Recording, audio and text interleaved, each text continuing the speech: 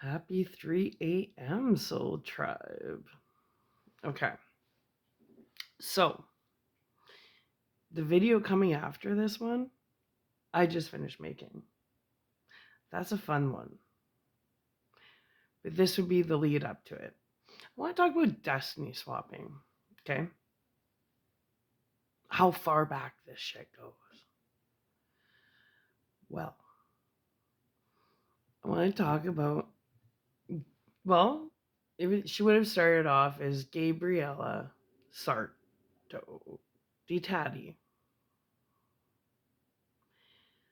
Her father's last name was di Tatti. And she had two brothers and a sister. And they lived she grew up in a castle on a vineyard in Italy. Northern Italy. Padua. Padua. Okay.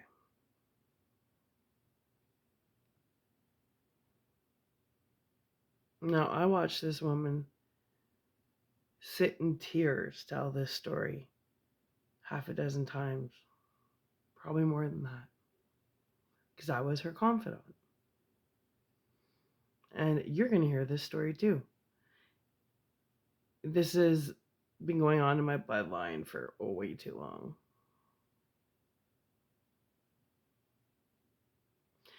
So, Gabriella di Tatti, remember that last name, investigators. Ditadi. D. Tatti. Well,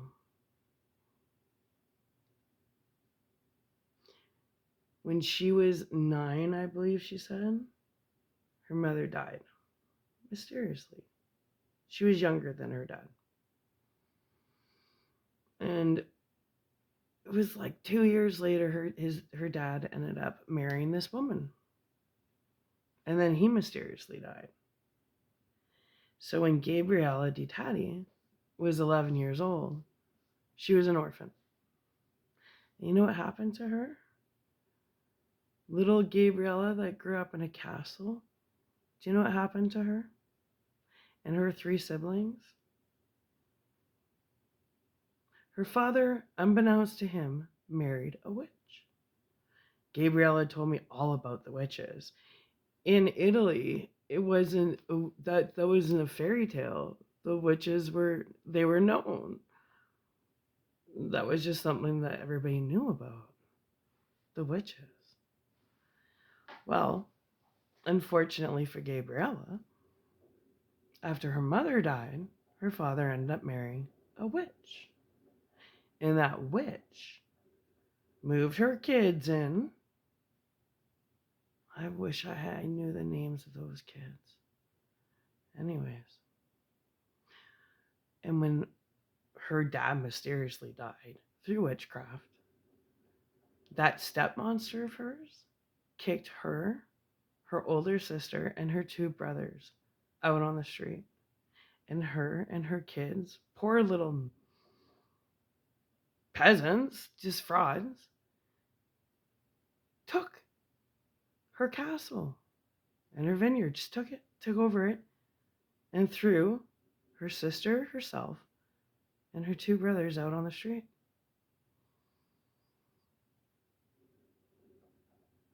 No, she would sit there crying, "A tesoro, we are nobility." True nobility is the witches decided to use power of the P, kill off a elite family, move their little degenerates in the house, and kick the real nobility out of their castle. Well, little Gabriella, who was supposed to never have any worries in life, she was elite. And her dad was one of those people that were pro humanity against the Federal Reserve.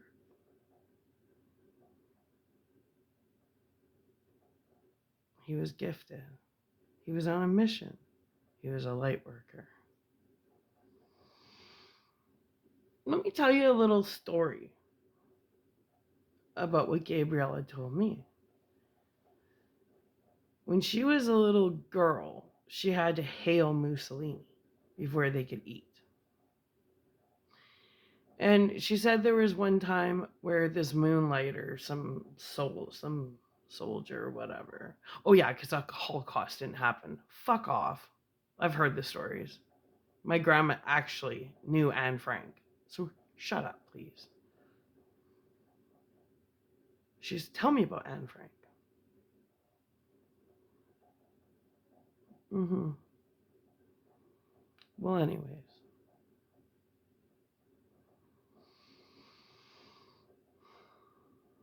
So the story that she had told me was her and her 4 siblings and her mom and dad, see, before her mom died,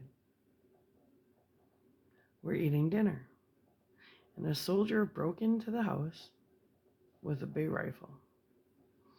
And he had already, he was just post-traumatic stress disorder. He'd been hiding out in the bushes and didn't even know the war was over. And he lined up Gabriella, her sister, her 2 brothers, her mom and dad against the wall. And said he was assassinating them. And this is what I come from, the humbleness in my bloodline. So that would have been my great grandpa, my great grandma, my grandma Gabriella, and her siblings lined up against the wall, and they all held hands. And as Gabriella told me, she just was staring at that barrel, pointing at all of them. You know what they did? They prayed. They had nothing left. They were all getting assassinated in their castle, on their vineyard. Well, the soldier had his gun cocked and pointed at them. And then he broke down crying. Right? Like I said, the Lord works in mysterious ways, provided you keep the faith. Because what did they do? They were lined up against the wall and they started to pray, knowing they were all getting assassinated.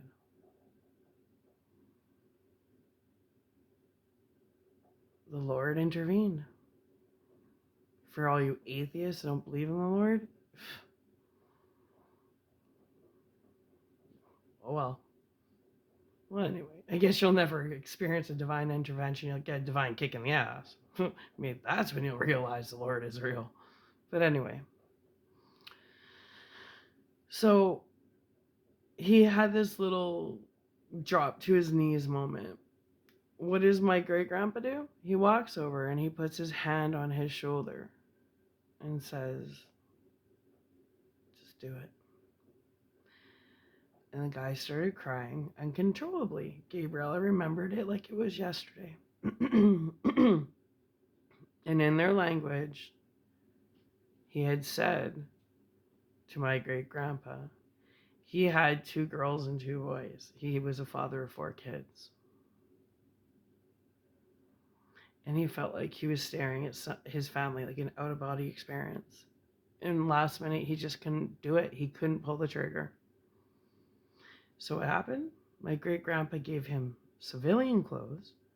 And my great-grandma put some food together and they sent him on his way.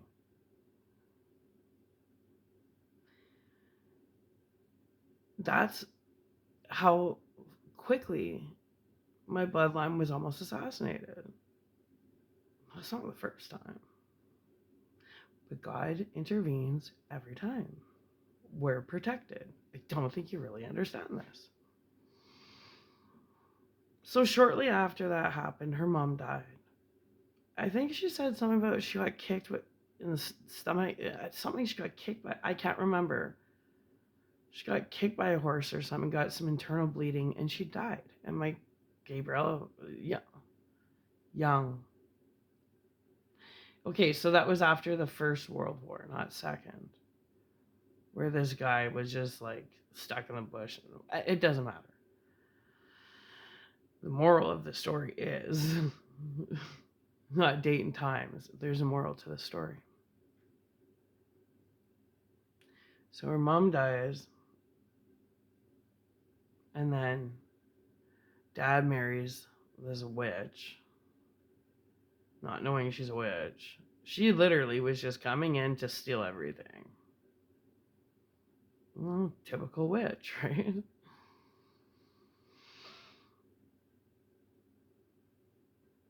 So they survived almost getting killed by some soldier suffering from severe post-traumatic stress disorder. And then a couple of years later, her mom dies after this divine intervention. And then 3 years later after that, her dad dies after the divine intervention. And they're orphaned on the street. And her older sister became the mom and took care of all the kids. So they went from elite nobility to homeless.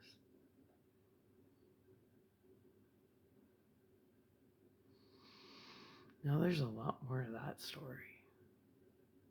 But I'm only sharing that little bit because this is like a movie. This story is a movie.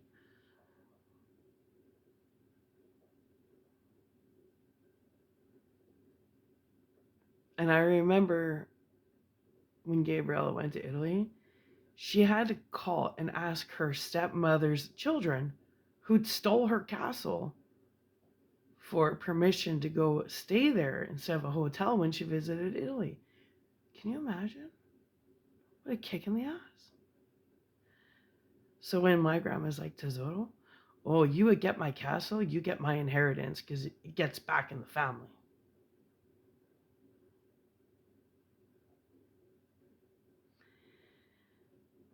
So then my grandma spends my whole life living in an apartment, a subsidized apartment. And she had a bike with a basket. So she would ride her bike to a superstore to get groceries. She used to collect quarters so she could get her laundry done because she had to pay for the washer and dryer. Mind you, she would hang her clothes off the balcony to save money. This is an elite nobility. A woman that should have never had to worry a day in her life is counting quarters to pay to do her laundry. She ended up working at Woodward's as a prep cook so she could take home leftover food. And she would freeze soups and stuff to save money. She was an acolyte at the church. The church was her life.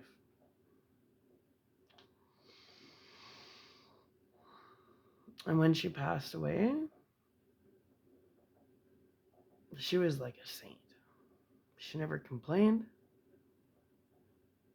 She gave, even though she had nothing to give, even down to paying for World Vision for kids in Egypt. Mm-hmm.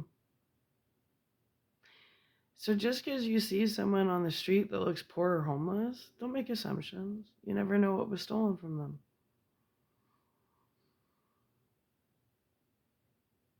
Right? Well, anyways, detectives. I want you to look up the name Ditadi. Okay? Ditadi.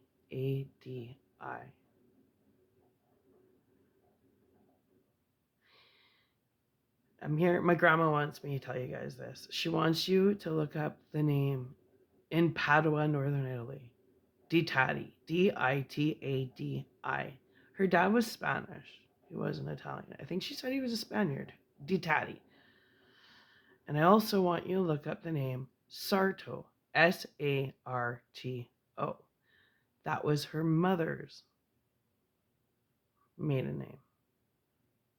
So what I'm supposed to tell you is that DeTatty, all their land, all their wealth was stolen by the witch and her kids.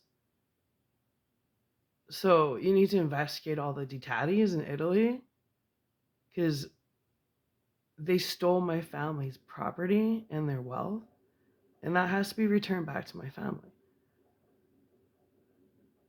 And also, Sarto, her mother,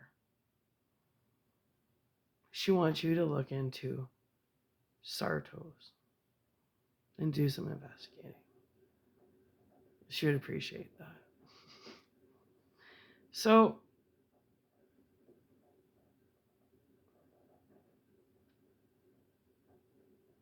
this has been going on forever. And the worst part is, then you get these people that maybe don't even know their grandparents and great grandparents stole people's castles and vineyards and wealth. And then, 200 years later, you little elite school brats walk around with your nose in the air looking down at people like me when I actually come from true elite nobility bloodline that most of your guys' families stole from. So now my bloodline is counting quarters and you guys are counting gold. That's stolen. You guys have stolen from millions of people. And now it's time that it's justice time. Balance has to be restored. Mm-hmm. So basically, true bloodlines where you didn't steal your wealth, you didn't steal property, you're not going to have your stuff taken away. But all these other people that have destiny swapped, and like the people that took over the DeTatty vineyard and castle, it's getting taken away from you. It's coming back to my bloodline. That's our stuff. You stole it. Your mom was a witch. Or for some of you, it was your grandmother. It's not my problem that your family has mental health issues. Deal with it. My family we get our property back. We get our wealth back. You can't just steal things and okay. No, it doesn't work that way. Balance needs to be restored, and so does justice. So, on behalf of my grandma, Gabriella, she says to look up the last name DeTatty and the land and the castle that was stolen. Ditadi, and the last name is Sarto. That was her mother, Sarto. There's apparently there's a whole lot of Easter eggs for you detectives when you look up the last name DeTatty and Sarto. I don't know what you're gonna find, but she's told me to do that. And the other name that she says I look a lot like her was like my grandpa Gaetano's parents. His dad's name was Marco Zago, unless the names got changed. I really don't know. And then his wife's name was Eleonora, but I don't know what her last name was. So if you guys can find out who Marco Zago's wife was, her first name's Eleonora, what her last name is. My grandma Gabriella says that Gaetano Zago, all of his inheritance was also stolen. And that needs to be returned back to my bloodline as well. Anyway, thank you, detectives, for your cooperation. That's Padua, northern Italy, okay? And don't forget, her father apparently was a Spaniard. Yeah. Oh, and then the other thing I'm supposed to bring up on the other side, the French side, my mom's side, was that Anna Normando and her husband, I can't remember his name, I don't know. They illegally kidnapped Eva Lamoureux. It was illegal. They just took her from a farmer. And she's worth a lot of money. Yeah. And I don't know how that's connected to me, but I'm supposed to tell you guys to look into Eva Lamoureux. Lamo. Oureux or something like that. Mm-hmm. So Anna Normando and her husband were elite, and they just went to a farmer's house and took took her. She was a baby. All I know is she was like in a soiled diaper crawling on a dirt floor. Like he had 5 kids or something like that. And it was like they like when people go out to a farm to buy a puppy, they went and got Eva. So detectives, those are gonna lead you some I guarantee you crazy avenues. Because my grandfather was Bernard Lamoureux. And my grandma, that's my mother's parents. I don't know. I don't know what's going on anymore. I don't even know anymore. Because all I know is in 1999, I worked at Infantronics. And I got a job there because my cousin, Yvette Lamoureux, worked there. And she got me a job there. Me and my sister and I. And I was powder coating. And there was this guy, Bill. And we went into the staff room when we first got there. And I played dumb, right? And he's like, "So you're adopted, hey?" I'm like, "Oh, yeah." And I played stupid because I've never heard that I was adopted before. And he's like, "Yeah, your cousin Yvette told everybody about you. You're the adopted one." And I just played dumb like it was common information. I'm like, "Adopted? What the fuck are you talking about?" But I played stupid. And then a few days later, my sister and I walked into the staff room. And then another one was like, "Which one of you guys are the adopted one?" And my sister's like, "Oh, shush," and panicked. And I saw it on my peripheral vision. And then in Medicine Hat, a few people told me, "Oh, you're something about adopted and you're Egyptian." And I'm like, and so all these people knew a bunch of stuff about my life I didn't know about. And somehow they all knew my dad, Alzago. Like, I remember I got along really well with one guy, and, we were hitting it off, and dating came up because I can't date Alzago's daughter. And I'm like, how do you guys know my dad? Like, so, like, there's always been weird shit. I remember I moved to Surrey in 1999, and my mom sent my like boxes of my stuff to the Lower Mainland by Greyhound, and the older guy that lived in the fourplex I was staying in, he drove me to get my stuff. And then he looked on a billboard, and there was a sketch picture of me. Like, I'm like Betty Crocker. And he calls me over. He's like, "Sarah, you're wanted for murder?" I'm like, "Well, yeah, funny. I haven't even killed a fly." And I didn't think anything of it. I'm like, "What? Okay, this is, yeah, like it was a sketch." I'm like, "Funny. Somebody looks like me," but I didn't think nothing of it. And then there's always been this weird stuff. And I'm like, I have a doppelganger. What's going on? But somehow the trail always goes back to my mom and dad. So I don't know. So investigators, that should keep you guys busy for quite a while.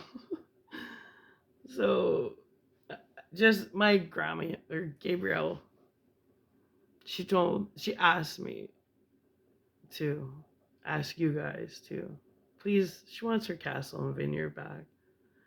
She keeps saying, "A tesoro, that are your castle and vineyard." It's not the point.